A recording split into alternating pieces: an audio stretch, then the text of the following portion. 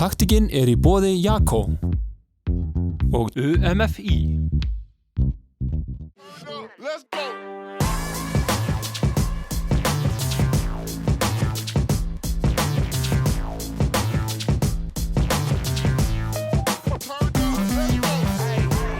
Komið sæl og velkomin í taktíkina. Það á þessum tímum sem að íþróttir að færast mjög mikið inn á stafrænt form. Í þeirri umræðu ætlum við núna að taka púlsinn á sjúkraþjálfun og hingað til mín komin Stefán Ólafsson, sérfræðingur í íþróttasjúkraþjálfun. Velkomin. Takk fyrir. Segir okkur aðeins frá þessu verkefni. Það búin að opna núna vefur sem búin að vera töluverður aðdragandi að. Já, ég hef verið að vinna í svona verkefni samhliða annarri vinnu sem byrjaði rauninni sem ævintýri hjá mér og Einari Einarsinni félaga mínum 2013 þegar byrjuðum að taka upp vídeo. Ætlum að gera svona lítinn æfingavef, kannski fyrir okkur sjálfa meira. En síðan gerðist lítið, en fyrir ári síðan þá fórum við á fullt og fengum Andra Martinsson með okkur sem svona verkefnustjóra. Og hann fann tvö mjög góð tölvufyrirtæki í Reykjavík sem heita Kara og Learncoff sem hefði unnið áður fyrir svona talmeinafræðinga og fjarfundi fyrir sérfræðinga og fleira. Og saman hefur verið að búið til lausn sem sem sagt á einu stað möguleikja fjarsjúkraþjálfun, sem spjalla við sjúklinga, jafnvel að skoða það gegnum netið með öruggum símfundum sem reyndar fyrirbæri sem á eftir að komast inn í Tryggingastofnun. En aðalatriði kannski það stóra sem á kannski vel við í dag að þarna inn í þessu stór æfingavefur, sem æfingabanki. Ég búin að taka yfir á 1000 æfingar upp á vídeó með fagmönnum hérna frá Norðurlandi og búa til á annað 100 prógram líka, sérað fyrir axlir og hné og svo framvegis þar sem að í rauninni sjúkraþjálfarar og jafnvel mögulega styrktarþjálfarar, einkaþjálfarar geta sem sagt orðið rauninni nota þennan vef til að senda skjólsæðingunum sínum verkefni og þjálfunar prógram sem fólk fær það bara í símann sinn og fyrir vikið að hafa þetta í símanum og segja sparist tímar hjá þjálfaranum en fólki hefur vídeó sem sýnir að minnir á hvernig að gera æfingun en líka það sem kannski svolítið einstakt í þessu vef okkar að það líka svona interaktív samskiptakerfi þannig að skjólstæðingar getur merkt við, ég búin við æfingarnar og sendt ég spurningu á vefinn til þjálfarans að þessi æfing óþægileg eða eitthvað slíkt og þá fáum við strax, við komum til þjálfari skilaboð og hann getur strax inn í prógraminu bara breytt prógraminu, sett léttar æfingu og þá kemur það strax í síman hjá við komum til skjólstæðingar. Þetta svona þetta verkefni sem búin að taka mikla vinnu síðasta árið. Akkurat. Og þetta nú bara með íþróttafólk, það að fara til sjúkraþjálfara eitthvað sem eiginlega allir upplifa einhvern tímann á sínum íþróttaferli, þannig að gera þetta aðgengilegra, spara tíma líka hjá sjúkraþjálfurum. Þetta hlýtur að skipta miklu máli að því að það hlýtur að vera mikil aðsókn í sjúkraþjálfun. Já, ég held að þetta sé svona svolítið margar hliðar á þessu. Fyrsta lagi eins og ég hef verið að nota þetta mest að þarna ég hef verið að sinna betur mínu skjólstæðingu. Ég geta sendt þeim prógram, spara vissulega dýra tíma með mér, þá þurfa að borga fyrir prógramið. Það sem ég svolítið verið að sérhæfa mig á ákveðnum Ísland, þá ég að fá skjólstæðinga jafnvel frá Vopnafirði, Egilsstöðum og víðar, þannig ég get sinnt miklu breiðara svæði. Þannig hef ég nýtt þetta, en svo eru aðrir sem eru líka að vinna bara almennt séð jafnvel að sinna fólki sem að kemur ekki einu sinni á stofuna, þannig að þetta opnar fullt af gluggum,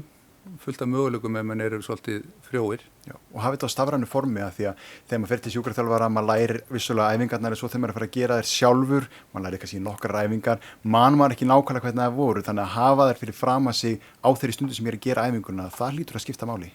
Já, þannig að þú sagt við sjálfa mig, ég er nú svona svolítið æfingarnörd eins og sem ég segja, að ég ástundu til að kenna fólki ómargar æfingar, ég held að við kennum það. Þannig oft kemur í ljósa þegar fólk kemur í tíma númer 2 og maður fyrir hans að rifja upp það sem við gerðum síðast og þá man það svona helminginn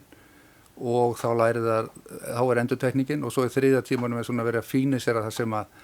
fólk gleymir, en við erum að svona komast yfir svo kallan gleymnisþátt að fólk hefur alltaf síman hjá sér upp á öryggið, en sjálfsögðu kemur þetta aldrei í staðinn fyrir góða sjúkraþjálfana sem einhver stendur yfir og leiðbeinir og svona, en þetta gerir þið miklu öruggari og til dæmis einn maður sem hafi verið hjá mig fyrir nokkrum árum út af ýmsum kvillum, hafði samband,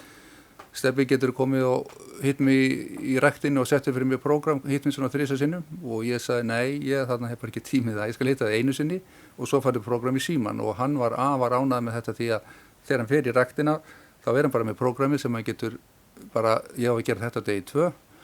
en venjulega fyrir fólk sem óvænt að fara í þetta ræktarumhverfi, þeim finnst þau svo óöruggt og fer svona bara að labba milli tækjanna að gera eitthvað svona frekar random og ómarkvisst, þannig að hagurinn bæði fyrir okkur sjúkraþjálfarana að geta sinnt fólki betur, en umfram allt þetta fyrst og náttúrulega líka að hugsa fyrir fólk og það mikil krafa í dag bæði gæði þjálfun og þörfin alltaf meira og meiri með að við nútíma líf og fleira. Já, og einmitt líka þegar maður óöruggur, þá maður líklegri til þess að vera að gera æfingarna líka bara vittlust, en þegar maður örugari að gera æfinguna, myndi maður halda, og það skiptir náttúrulega öllu máli að maður sé að gera æfingarnar rétt, því leiðum maður að gera æfingarnar vittlust, þá maður ekki til að vinna með sér. Ég segi náttúrulega að æfingar séu kannski alltaf eins og matur, sko. Við getum orðið sött af öllum mat, við getum orðið þreytt af öllum æfingum, en það er alltaf æfingur sem geta bæði gert okkur verri og æfingar sem við sjáum á YouTube hér og þar. Þannig gæðin eru mun meira atriði magnir, því að oft í okkar ferli sem sjúkraþjálfum þá talaðum ákveðin svona vöðva munstra sem ákveðin vöðva vilja dóminir að taka völdi fyrir allt og stífir og ofvirkir, meðan aðrir eru svona erfitt að finna fyrir heilan og það sem fólk gerir oft ef það er ekki undir miklu eftirliti, það dettur oft í að fara inn í sín vana munstur,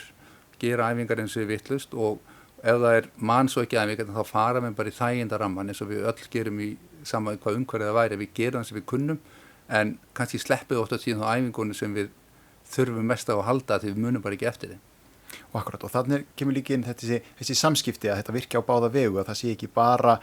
prógram og það sé bara skilaboði í aðra áttina, því að skilaboðin þau verða að koma líka, þú verður að fá þetta feedback frá þínum kúnum. Já, og það er mér sér hlut, maður segir kannski þar akkurat þetta prógram start núna hjá okkur, en núna erum við að fá inn í þetta fullt af sjúkraþjálfurum og aðlum að nota vefinn og við erum að fá líka feedback frá þeim ef eitthvað sem að betum að fara eða þeim finnst kannski vanta æfingu inn í þá verður við bara myndað þær og svo fram við sko. Þannig að sami í hverju þér þá skiptir allt samskipti öllu máli og varðandi samskipti skjólstæðing og þarna sjúkraþjálfara eða þjálfarans þá er það lykilatriði að við fáum feedback bæði hvernig æfingarnar virka, það að gefa þeim óþægindi eða að fólk árangri eða fólk segir kannski eftir 4-5 vikur þessi prógramið fínt en mér finnst árið full létt og þá svo auðvelt að senda fólki bara næsta prógram, bara með einu klikki líka við eða fara inn í vefinn, sækja prógramið og senda á skjólstæðingi þannig að þetta getur verið svona hluti því að einstaklingur bara byggja sig upp til lengri tíma. Að hvaða leyti þetta frábrugða því að nú eru margar fjarþjálfunar síður sem einkaþjálfarar halda úti, við erum ekki að tala svoleiði síðu. Sko það er hægt að nota hana á þann hátt ef við vilja bara sækja æfingar og senda fólk í síman en eins og þetta er hugsað sem upprunalega sem svona fjarmeðferð upprunalega en þá þannig að það er annars þessi möguleiki með fjarfundum og slíku en það sem er kannski ólíkt hjá okkur að það er þetta er mjög svona öflugir tölvuaðrar sem hafa verið að forrita fyrir okkur að svona umhverfið er öðruvísi og það er í rauninni miklu meiri svigrum inn í vefnum að hafa interaktív samskipti og fylgjast með virkilega framþróun en ef einhver kemur til mín og segir Stefán ég er búin að gera æfingarnar og ég er bara ekkert betri í öxlinni þá get ég í rauninni séð og ég sagði þóttir að merkja við get séð í tölvunni hjá mér að þú ert aldrei búin að gera þessa hérna æfingu sem er aðalæfingin sko. Þannig að það er svona fleiri fítusar sem gera